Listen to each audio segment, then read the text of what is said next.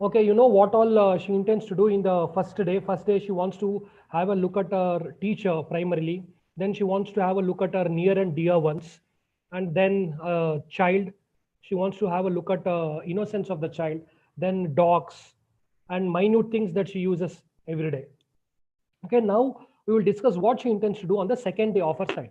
The next day, so the second day of sight, I should arise with the dawn and see the thrilling miracle by which night is transformed into day. See, you may get a question: what did this blind author see first? Did she see the dawn first or the dusk first? She actually sees the dusk first on the first day. Dawn means sunrise, dusk means sunset. So only on the second day she sees the sunrise. I should behold with awe the magnificent panorama of light with which the sun awakens the sleeping earth. Magnificent panorama, she intends to have a look at the dusk and also what day changes night into day. Awe means a kind of surprise of light with which the sun awakens the sleeping earth. Means she's describing. She all these days she used to just feel the sunrise. Now she wants to look at it. This is how she describes sunrise. This day I should devote to a hasty glimpse of the world, past and present. See, the second day she wants to devote to the glimpse of the world. Means she wants to have a look at the world right from the past and the present. How can you look at the past world? Preferably by going to museums. I should want to see the pageant of man's progress, the kaleidoscope of the ages. How can so much compressed into one day? Through the museums, of course. So this is also important line. They may ask, how does the author intends to have a look at the past and the present world? That is through museums. Often I have visited the New York Museum of Natural History to touch with my hands many of the objects there exhibited, but I have longed to see with my eyes the condensed history of the earth and its inhabitants displayed there. Animals and the races of men pictured in their native environment. Gigantic carcasses of dinosaurs and mastodons which roamed the earth long before man appeared, with his tiny stature and powerful brain to conquer the animal kingdom. Realistic presentations of the process of evolution in animals and in the implements which man has used to fashion for himself a secure home on this planet, and 1,001 other aspects of natural history. So here she intends to say the next day, the second day, she wants to go to the museum to have a look at the progress of the earth. Because when you go to the museum, you will get to know about the past and also as well as the present. You can assess to what extent there is progress in human evolution. And there, what all she intends to do? She all intends to have a look at the extinct species also. She mentions carcasses of dinosaurs, mastodons, okay, and how what all the equipments that man used to gain dominance over the animal kingdom, okay, and also the she also mentions the implements and how man secured himself a home. I wonder how many readers of this article have viewed this panorama of the face of living things as pictured in that inspiring museum. I hope most of you have visited museums, but we have not thought or given much thought to the evolution of mankind. Many, of course, have not had the opportunity, but I'm sure that many who have had the opportunity have not made use of it. There indeed is a place to use your eyes. You who can see can spend many fruitful days there, but I, with my imaginary 3 days of sight, could only take a hasty glimpse and pass on. So she is trying to say this is not the first time that she is visiting this National Museum. Earlier also she had visited, but she got to know about all this only through touch, by touching. Now they are even prohibited. If you go to any museums or public places, they would have mentioned, do not touch, do not damage, they say. But during those days, somehow she managed to touch and get a feel of it. Now she intends to have a look at those what do monuments or carcasses of dead animals or extinct animals. She even further says, people with sight, people like you who have sight, can dedicate more time. Let's say if a museum had to be watched in detail, you may require entire day or one or more than a day. But since she has sight for the limited time, she says, I can't have a look at this museum or the things in the museum in detail. I have to do it in haste means quick. That's why she says, I could only take a hasty glimpse and pass on. Okay, if she had sight, okay, Most of you would have visited museums or historical monuments, but very rarely we stand there, read the entire history which is mentioned on the inscription. Okay, many we don't do it, we just pass it on, we just have a look at it and pass it on.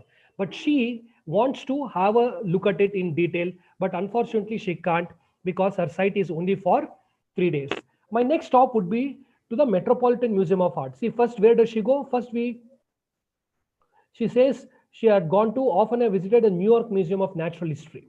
Okay, the second, she wants to go to Metropolitan Museum of Art, for just as the Museum of Natural History reveals the material aspects of the world, so does the Metropolitan show the myriad facets of human spirit. Myriad means various facets, various dimensions. Throughout the history of humanity, the urge to artistic expression has been almost as powerful as the urge for food, shelter, and procreation.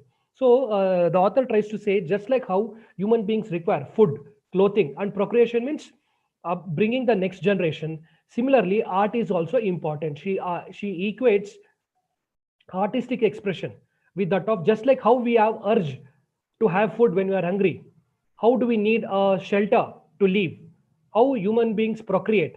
Similarly, there is a having expressing artistically is also an urge, she says. And here in the vast chambers of the Metropolitan Museum is unfolded before me the spirit of Egypt, Greece, and Rome as expressed in their art. She says, by looking at the art, I can have a glimpse of these countries, that is Egypt, Greece, and Rome. I know well through my hands the sculptured gods and goddesses of the ancient Nile land. I have a few copies of Parthenon friezes, and I have sensed the rhythmic beauty of the charging Athenian warriors.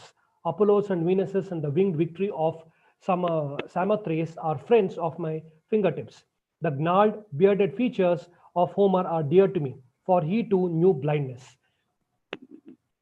So here she says, this is not the first time that she is going to the museum and getting to know about the history of Egypt, Rome, and Greece. She says, I already know it. Now I already have the experience of it by touching, but I want to experience it through my eyes, she says. My hands have lingered upon the living marvel of Roman sculpture as well as that of later generations. Means my hands have lingered upon the living marble means she has touched the Roman sculptures. I have passed my hands over a plaster cast of Michelangelo's inspiring and heroic Moses. I have sensed the power of Rodin. I have been awed by the devoted, awed means shocked, surprised, by the devoted spirit of Gothic wood carving. These arts which can be touched have meaning for me, but even they were meant to be seen rather than felt. This is what she says. Why is it she longs to visit this museum is they are meant to be seen rather than felt. She wants to see. And I can only guess at the beauty which remains hidden from me. I can admire the simple lines of a Greek vase, but its figured decorations are lost to me. So, ancient ode on a Grecian urn are all famous poetry. So she says the lines on the Greek vase can, when people somebody tell it to me, I can just listen, I can visualize. Okay, but when I only see it, I can actually enjoy it, she says. So on this, my second day of sight, I should try to probe into the soul of man through his heart. So on the second day of our sight, what she intends to do, probe into the soul of a man through his heart. Means what? I should try to probe into the soul of a man through his heart. Means she says, through the pictures, through the paintings, I get to know about the artist. The things I knew through touch, I should see now. More splendid still, the whole magnificent world of painting would be open to me, from the Italian primitives with their serene religious devotion to the moderns with their feverish visions. I should look deep into the canvases of Raphael, Leonardo da Vinci, Titian, and Rembrandt. I should want to feast my eyes upon the warm colors of Veronese, study the mysteries of El Greco, and catch a new vision of nature from Corot. Oh, there is so much rich meaning and beauty in the art of the ages for you who have eyes to see. See, what all names that she mentions, these are all names of famous artists. She says, I have many. I don't have so much time to have a look at all these paintings. Upon my short visit to this temple of art, I should not be able to revive a fraction of that great world of art which is open to you. I should be able to get only a superficial impression. She says, she calls it as a temple of art. Upon my short visit to this temple of art, you should get to know what is this temple of art. Temple of art refers to the museums that she visited. I should not be able to review a fraction of that great world of art which is open to. She says, in this very limited span of time, I will not be in a position to have a look at even the fraction of what it is supposed to offer. But people with sight have this opportunity. See, indirectly, she is trying to convey to us what all people with sight are missing. Artists tell me that for a deep and true appreciation of art, one must educate the eye. This is very much important. For a deep and true appreciation of art, one must educate the eye. See, recently there was one competition, painting competition. There, an artist just placed a banana and plastered it. Banana, you know, right? A long banana that you get. Okay, he just pasted it and plastered it. That won the artistic competition. Okay, it hinted at prevention of rape. He indirectly hinted at prevention of rape. So therefore, it got the best award. One must learn from experience to weigh the merits of line, of composition, of form and color. So when you look into any artistic piece, poetry, this is what you should do. Weigh the merits of line, of composition, of form and color. Means how the lines are organized, what are the stanza structure, all this one should be aware of. If I had eyes, how happily would I embark upon so fascinating a study? Embark means a long journey. She is wishing, she is mentioning a hypothetical situation. If in case she had eyes, she would have had a long journey, started a long journey in experiencing all this art. Yet I am told that to many of you who have eyes to see, the world of art is a dark night, unexplored and unilluminated. See, she keeps on mocking at people who have sight, saying that though you have eyes, you are not using it. For you, art is like a dark night, which is unexplored and unilluminated. It would be with me with extreme reluctance that I should leave the Metropolitan Museum, which contains the key to beauty, a beauty so neglected. So she is reluctant to leave this Metropolitan Museum. Seeing persons, however, do not need a metropolitan to find this key to beauty. The same key lies waiting in smaller museums and in books on the shelves of even small libraries. But naturally, in my limited time of imaginary sight, I should choose the place where the key unlocks the greatest treasures in the shortest time. So she feels that by visiting the museum, she has unlocked the greatest treasures in limited span of time. The evening of my second day of sight, I should spend at a theater or at the movies. Even now, I often attend theatrical performance of all sorts. But the action of the play must be spelled into my hand by a companion. But how I should like to see with my own eyes the fascinating figure of Hamlet or the gutsy Falstaff amid colorful Elizabethan trappings. How I should like to follow each movement of the graceful Hamlet, each strut of the hearty Falstaff. And since I could see only one play, I should be confronted by a many horned dilemma, for there are scores of plays I should want to see. You who have eyes can see any you like. How many of you, I wonder, when you gaze at a play, a movie, or any spectacle, realize and give thanks for the miracle of sight, which enables you to enjoy its color, grace, and movement? So here she says, on the second day evening, she wants to have a look at the drama, a theater. So what all characters she mentions, be it Hamlet, Falstaff, and all, she is mentioning, though she knows, though she is aware of the theatrical background, how a drama takes place, she wants to visually enjoy it. And she again mocks at people with sight. She says, though you have eyes, you are not able to appreciate the beauty of theater.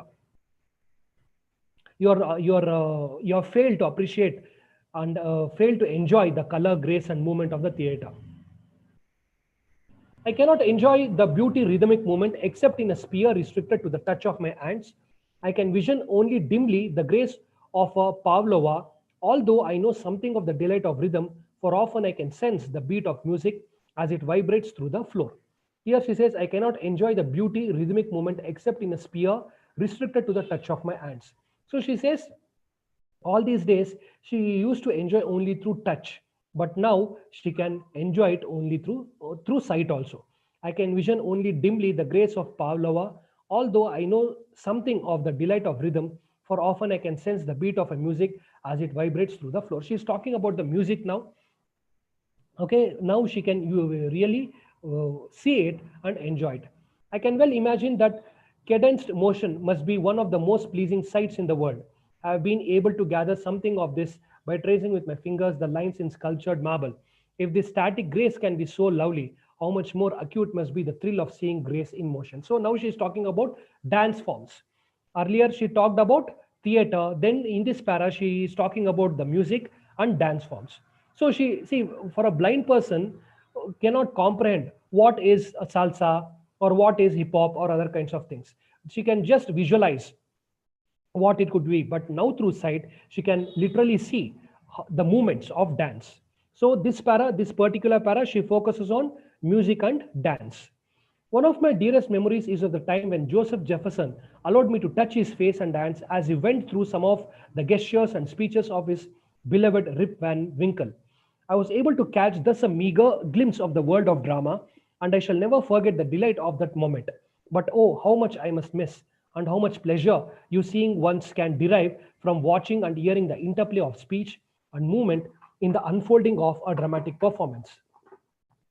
If I could see only one play, I should know how to picture in my mind the action of 100 plays which I have read or had transferred to me through the medium of manual alphabet. So she's trying to say only once in her lifetime she had an occasion where Joseph Jefferson, an actor in theater, allowed her to touch his face and hands as he delivered his dialogues. Okay, now she is enjoying it through her vision. So she also says, I can only watch one play in this limited span of time. While I'm watching, I should keep everything is in this mind so that I can comprehend or I can visualize how other plays are performed on the similar lines. So through the evening of my second imaginary day of sight, see, these are all not real. She's imagining, okay, what if she gets sight for 3 days? What does she intend to do for those 3 days? This has not happened in reality. This is just her imagination. She has planned what she will intend to do in imagination. So, through the evening of my secondary imaginary day of sight, the great figures of dramatic literature would crowd sleep from my eyes.